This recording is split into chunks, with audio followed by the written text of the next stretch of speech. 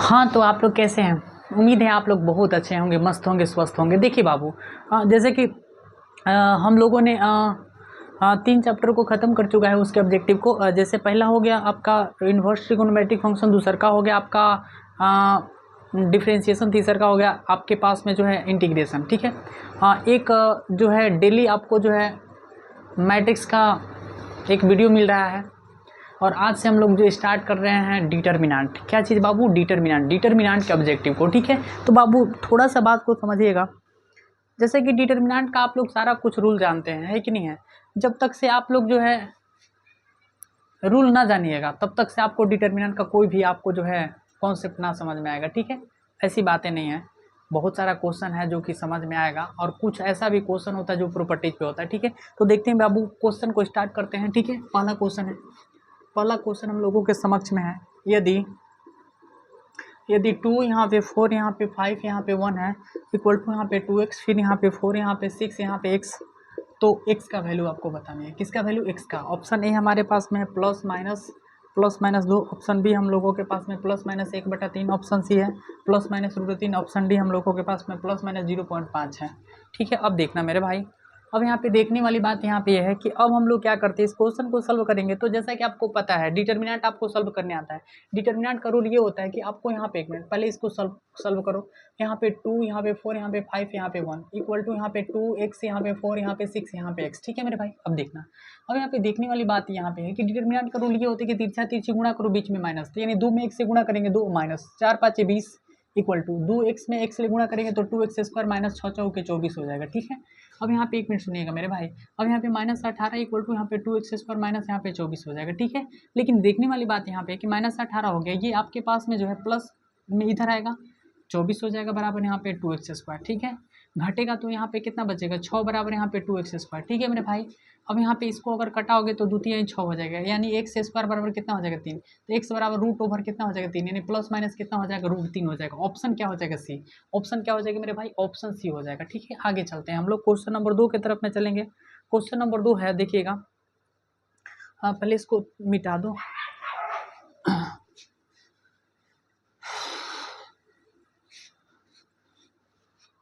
Question number 2 हमारे पास में है, देखिएगा। क्वेश्चन नंबर 2 है यहाँ पे 2 प्लस में x, फिर यहाँ पे आपके पास में 2 है x, फिर यहाँ पे 2 प्लस में x, यहाँ पे 2, फिर x, फिर यहाँ पे 2 प्लस में x, फिर यहाँ पे 2, फिर यहाँ पे x का मान बताना है आपको। मान होगा, ऑप्शन ए आपके पास में है, ऑप्शन ए है 0, ऑप्शन बी है यहाँ पे 2, ऑप्शन सी हमारे पास में 3, ऑप्शन डी हम लोगों के पास में 4 है। ठीक है मेरे दोस्त। अब यहाँ पे देखिएगा, अब यहाँ पे एक मिनट सुनो, एक बात आप लोगों को बता देता हूँ, सारे क्वेश्चन पे तो ये रूल लागू नहीं होता है, बट अगर डिटर्मिनेंट का क्वेश्चन देखिएगा, तो डिटर्मिनेंट का क्वेश्चन अगर वो बड़ा होगा और उसमें ऑप्शन 0 दिया होगा तो 0 मार दीजिएगा। ठीक है। देखो, अब यहाँ पे एक मिनट सुनना, लेकिन सारे क्वेश्चन पे वो रूल नहीं चलता है। देखो, अब यहाँ पे डिटर्मिनेंट है, तो यहाँ पे 2 प्लस में x, यहाँ पे 2 है, फिर x है, फिर यहाँ पे 2 प्लस में x, यहाँ पे 2, फिर x है, फिर यहाँ पे 2 प्लस में x, यहाँ पे 2, यहाँ पे x है, कोई दिक्कत नहीं है। अब देखो, आप लोगों को पता है कि डिटर्मिनेंट का रूल ये कहता है कि अगर हमारे पास में कोई सारणिक रहता है, अगर उस सारणिक के एगो पंक्ति चाहे एगो स्तंभ में 2 या 2 से अधिक पदों का योगफल रहता है या घटाव रहता है, तो उसको हम लोग 2 गो सारणी के रूप में तोड़ सकते हैं।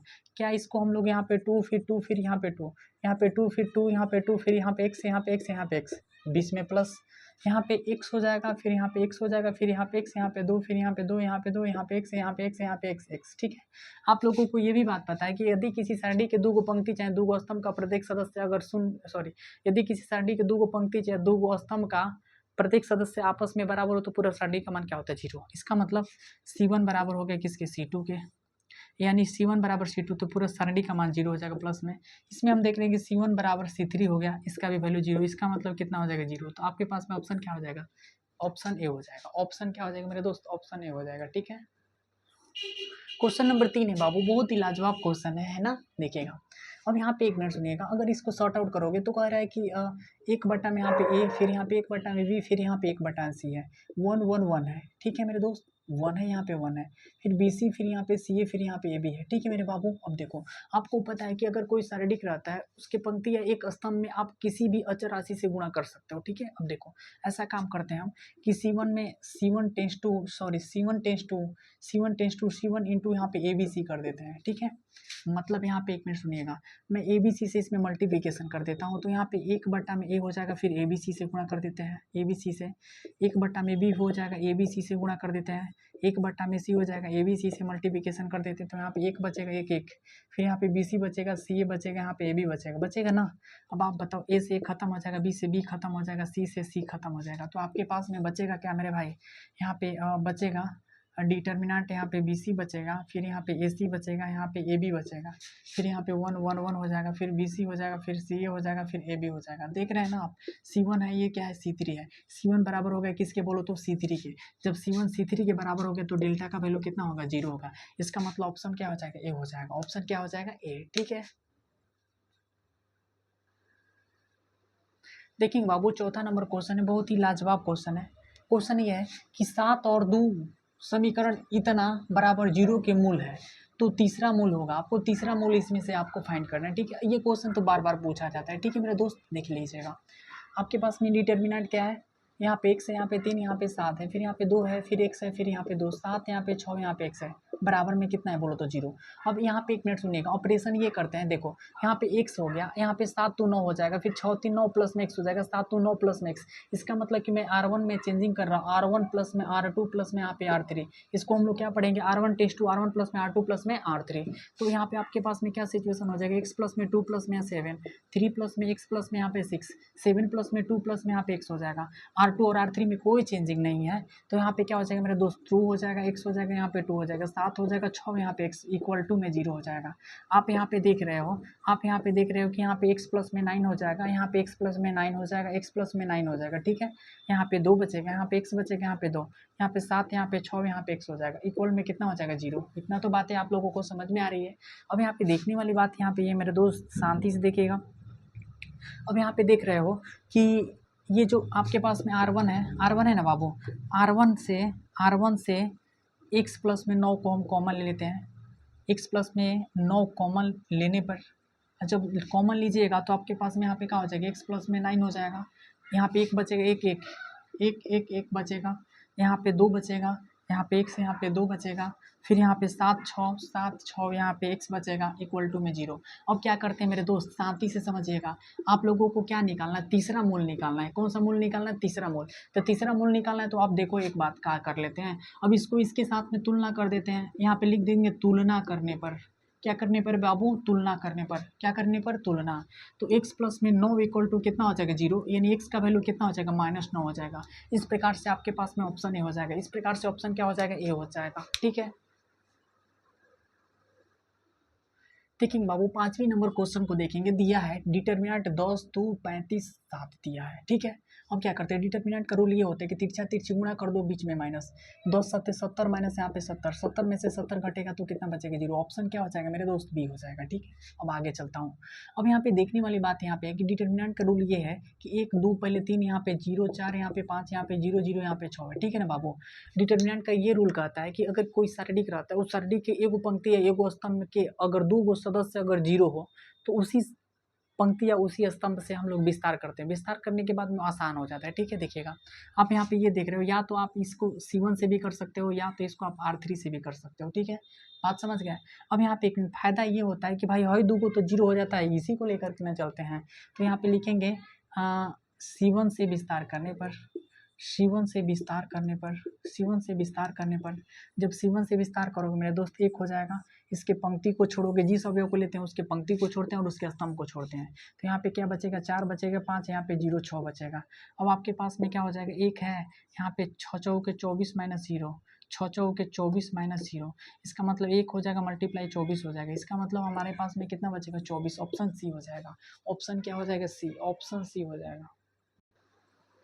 देखिए बाबू, ये जितना मैं क्वेश्चन करवा रहा हूँ आप लोगों को, ये किसी न किसी ईयर्स में पूछा गया है, मतलब ये PYQ क्वेश्चन है। ठीक है। अभी मत सोचिएगा कि इतना सस्ता सर बनवा रहे हैं। अरे भाई, आप लोगों को पार्ट वाइज पढ़ोगे ना तो धीरे धीरे आपका जो है लेवल बढ़ता जाएगा। देखिएगा, अब यहाँ पे एक मिनट, क्वेश्चन ये, यदि आपके पास में डिटरमिनेंट इतना बराबर जीरो तो एक्स का मान निकालना है, यानी एक्स है यहाँ पे 5 है, यहाँ पे 5 है, यहाँ पे एक्स इक्वल टू में जीरो है। अब आप बताओ एक्स में एक्स से गुणा करोगे, एक्स स्क्वायर बीच में माइनस होता है, 5 5 25 बराबर जीरो होता है, एक्स बराबर यहाँ पे 25 हो जाएगा बाबू। तो एक्स बराबर कितना हो जाएगा, सॉरी एक्स स्क्वायर बराबर 25, तो आपके पास में यहाँ पे रूट में यहाँ पे 25 हो जाएगा, तो एक्स बराबर का प्लस माइनस कितना हो जाएगा 5, यानी ऑप्शन क्या हो जाएगा ए हो जाएगा, ऑप्शन क्या हो जाएगा ए। उसके बाद में आते हैं हम लोग 8वीं नंबर क्वेश्चन के पास, तिरछा तिरछी गुणा करेंगे बाबू, तो 20 के कितना 80, अब माइनस में कितना 16 5 80, 80 में से 80 घटेगा तो कितना बचेगा जीरो, इस प्रकार से ऑप्शन डी हो जाएगा। ठीक है मेरे दोस्त।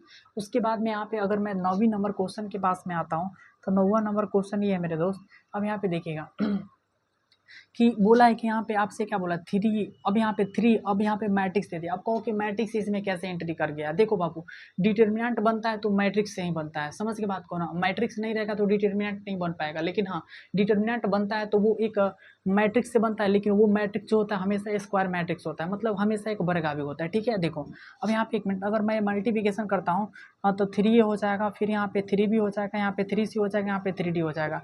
इसका मतलब ऑप्शन कौन हो जाएगा, 3A 3B 3C 3D, option क्या हो जाएगा डी हो जाएगा, ऑप्शन डी हो जाएगा। ठीक है मेरे दोस्त।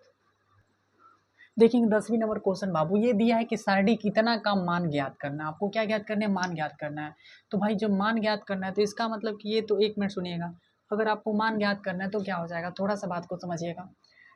यहाँ पे आपके पास में जो है x है, फिर यहाँ पे x प्लस में 1 है, फिर x माइनस 1 है, फिर यहाँ पे x है। ठीक है मेरे दोस्त, इसका मान निकालना है। तो जब मान निकालना है तो भाई सीधी सी बात है कि यहाँ पे क्या हो जाएगा, x में x से गुणा करो, एक्स स्क्वायर हो जाएगा।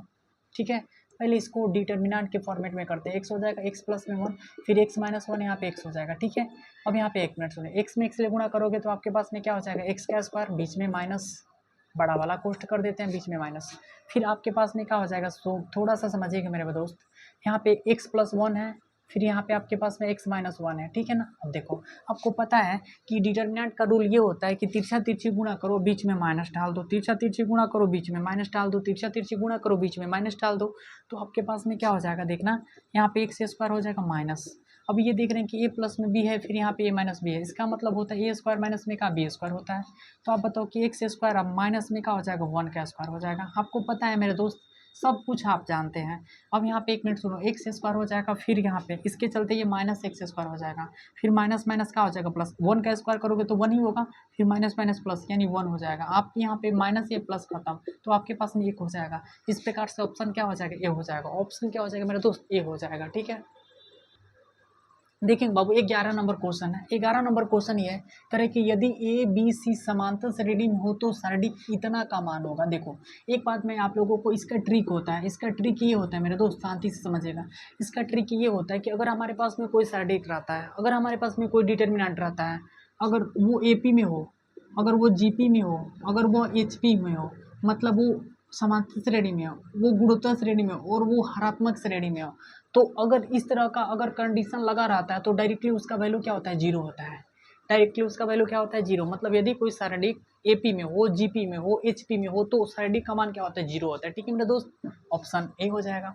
अब कहोगे कि 12 नंबर क्वेश्चन, कहोगे कि सर ये मैट्रिक्स इसमें एंट्री क्यों मार दे रहा है। भाई मैट्रिक्स एंट्री मारेगा, मारेगा तो मारेगा। देखो अब यहाँ पे आपके पास में यहाँ पे प्लस बोल दिया है, तो प्लस बोला है, इसका मतलब अगर हल करोगे तो 1 प्लस में ए हो जाएगा, फिर 2 प्लस में बी हो जाएगा, फिर 3 प्लस में सी हो जाएगा, उसके बाद में 4 प्लस में डी हो जाएगा। देखो ऑप्शन कौन है, 1 प्लस में ए, फिर 2 प्लस में बी, 3 प्लस में सी, 4 प्लस में डी।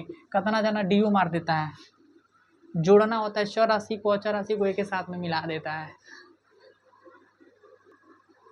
देखिए बाबू 13 नंबर क्वेश्चन है, मतलब इस टाइप का क्वेश्चन तो आपको बनता ही बनता है। देखिएगा यहाँ पे क्वेश्चन है कि एक्स है, डिटर्मिनेंट एक्स यहाँ पे 2, यहाँ पे 18, यहाँ पे एक्स बराबर, यहाँ पे 6, यहाँ पे 2, या 18, यहाँ पे 6। ठीक है मेरे दोस्त, तिरछा तिरछी गुणा करते हैं तो 8 एक्स में एक्स स्क्वायर माइनस 18 दूनी का 36 बराबर 6 के 36 माइनस 18 दूनी के 36, इससे खत्म हो जाएगा।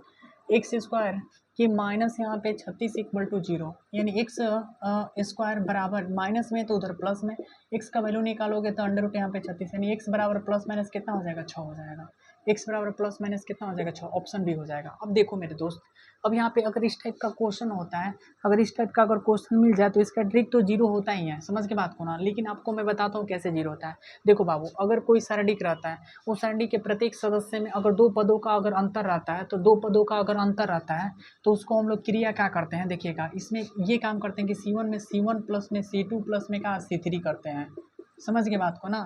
या आप R1 में R1 प्लस में R2 प्लस R3 कर सकते हो। तो आपके पास में यहाँ पे क्या हो जाएगा, A माइनस बी प्लस में B माइनस सी, अब प्लस में यहाँ पे कहा C माइनस है, ठीक है। और इसमें कोई चेंजिंग नहीं, B माइनस सी यहाँ पे C माइनस है। उसके बाद में यहाँ पे क्या हो जाएगा, B माइनस सी प्लस में C माइनस ए प्लस में A माइनस बी। उसके बाद में C माइनस ए प्लस में A माइनस बी प्लस में B माइनस सी। अब यहाँ पे क्या हो जाएगा, C माइनस ए, फिर यहाँ पे A माइनस बी, फिर यहाँ पे A माइनस बी, फिर यहाँ पे B माइनस सी, ठीक है बाबू। अब वहाँ पे यहाँ पे देख रहे हो कि माइनस है प्लस है, माइनस प्लस खत्म खत्म सब एकदम खत्म खत्म, minus plus minus plus minus plus, ठीक है।